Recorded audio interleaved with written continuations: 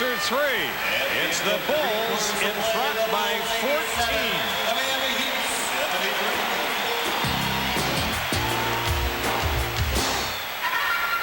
Where the Bulls, after a sluggish start, have opened up a 14-point lead headed to the 4th. Well, you might ask yourself, why does Michael Jordan get so open here?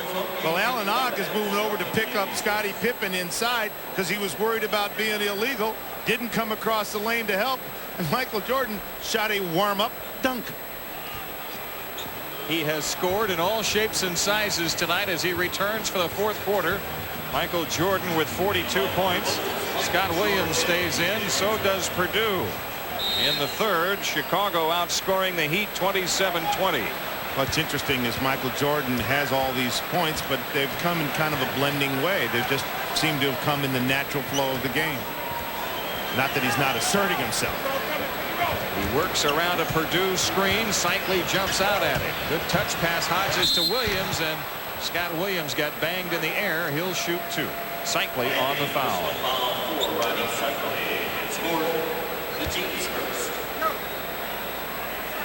Oh my, the Knicks continue to pull away from the Detroit Pistons in the 4th quarter. I would say the first team to 85 will win that one. Right. JD, I think it's going to be a bizarre series. You might see a blowout on one court, and then you might see a blowout on another court. Neither of those teams are very consistent offensively, so they don't really know from night to night what kind of production they're going to get. You know, the Detroit Pistons have to get 45, 50 out of their guards. They just can't do that every night, and when they don't get it, then they're very susceptible to being beat.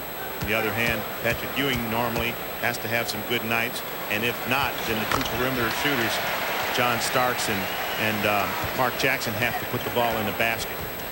That free throw made by Scott Williams, the first for him after missing 3 in a row. Keith Askins on the drive, leaves it for Grant Long. And the rebound to Williams. Now it's Jordan at the controls. Good punch into Purdue. Wonderful pass. Absolutely wonderful. The Chicago Bulls have their biggest lead of the game at 17. We near the 11-minute mark for the 4th quarter.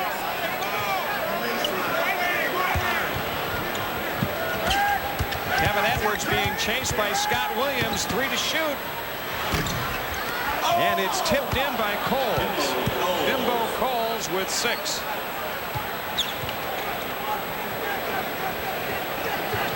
Miami double teaming the ball. It's Armstrong trapped, and the pass is stolen by Coles, and Hodges trying to take the foul out on the floor. Gets it done. Chicago personal foul 14. Watch the passing here. Michael Jordan pushes it up, gets it back, goes up, changes his mind inside. A bing pass. Bing, I'll hit you inside. The Heat thinking that there should be free throws here, but the official saying no, the foul occurred out on the floor. I'll tell you what, I've gained a lot of respect for this Miami Heat team. No matter what the score is, they've come out and played with a great deal more poise than I thought they possibly could. And I think the Chicago Bulls have gained some respect for them as well. I don't know if that's good news or bad news. I hear what you're saying. And because of the way that Michael Jordan and the Bulls have played in the second half, it could be bad news for Miami. Well, one of the things that you want to consider is this question that's so often asked, is it better to be in the lottery and get a couple ping pong balls or to be, in the playoffs? And I don't think there's any question, this Miami Heat team wanted to be in the playoffs. They're proud to be here, and they're acquitting themselves very nicely. Thank you. Be sure to stay tuned for Inside the NBA with Fred Hickman. He'll have scores and highlights from tonight's action inside the NBA coming up following the Clippers and the Jazz from the Delta Center. Phil Jackson's Bulls turning it over, and Miami down 15 as we near the 10-minute mark for the 4th, trying to cut into that deficit. It's Rice against Jordan. And a foul call on Michael Jordan. Well, you don't see that very often. That's the hand-checking foul. That's kind of a friendly warning from Daryl Garrettson. See the hand check? Do you see the hand on the hip there? That's not much of a foul, but he's impeding his progress, and he's just saying, hey, I'm not going to allow that. Glenn Rice connecting. Rice with 15. Jordan to Hodges. It's a 2. And the rebound out of bounds which way? To the Bulls. Rice the last to touch it for Miami. Well, there's no question in my mind Michael Jordan has come out in this quarter and said, I'm going to take care of some of my teammates. I got enough points. I don't want to get back to this thing where I get 50 and the rest of the team gets 30. But you know what, Dick? He calls himself a utility player. Michael Jordan says, I'm a utility man. Whatever my team needs from me, that's what I'm going to do on any given night. There are some nights I don't need to score. There are other nights when I do. Can you imagine him as a utility player? We think of a utility player in a baseball sense as a tip duck Scott Williams. We think of that as a guy who comes in as a substitute, right? Just fills in. I'm aghast. A utility player. I'm at a loss for words. Seldom happens. Getting down the lane is Edwards, and he finds Grant Long.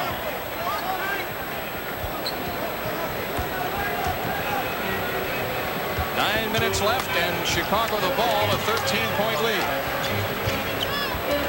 Now, what's interesting now is the spacing that the Chicago Bulls are trying to set up. Look how they're way outside the three-point line, trying to create some easy baskets.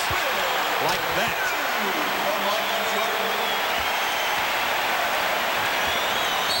Offensive foul on Rice. That's his fifth. I beg your pardon, that's his fourth. Well, it's all going south right. I beg your pardon, that's his fourth. Well, it's all going south right now for the Miami Heat. Irrespective, they have to be in a position where their club, their owners, their fans must feel good about how they came out and started this game.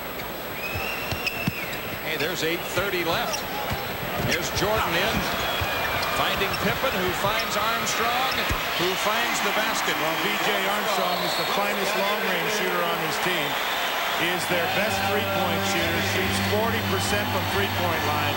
Took 87 of them this year, made 35. The Dutch boy in the paint being dominated not by a front-line player, but rather by a player from the backcourt, Michael Jordan. But then again, Dick, he dominates quite often.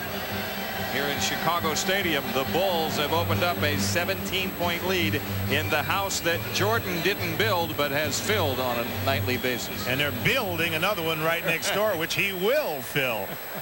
An interesting sidebar. Scottie Pippen has only taken 7 shots. He has 11 points, but he has 11 assists and 5 rebounds. Doing what he has to help the team win.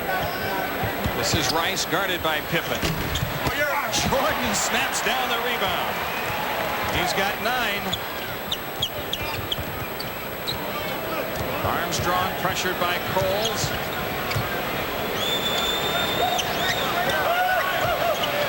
Scott Williams guarded by Long. 6 on the shot clock.